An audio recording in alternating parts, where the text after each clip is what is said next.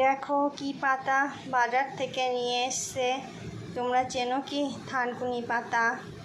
এটা শরীরের পক্ষে খুবই উপকার। এগুলো এখন ভালো করে বেছে ধুয়ে বাটবো। থানকুনি পাতা বাটা বা থানকুনি পাতার চাটনি। শাকগুলো ভালো করে বাছতে হবে। কিনা শাক তো পোকা থাকতে পারে। একটা একটা করে ভালো করে বেছে নিচ্ছি। তারপরে ভালো করে খুব ভালো করে ধুতে হবে। কিছুক্ষণ জলে ভিজিয়ে রাখবো। এরকম করে বেছে নেব।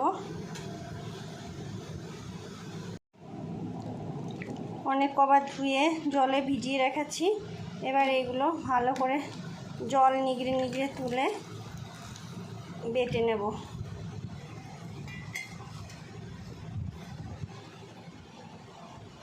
এবার জিরে দেব, কাঁচা জিরে, অল্প পরিমাণে লঙ্কা, আদা একসঙ্গে দিয়ে বেটে নেব।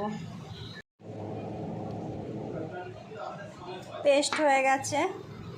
এবার এর ভিতরে পরিমাণ মতো নুন, অল্প একটু তেল, সর্ষের তেল, আর একটু লেবুর রস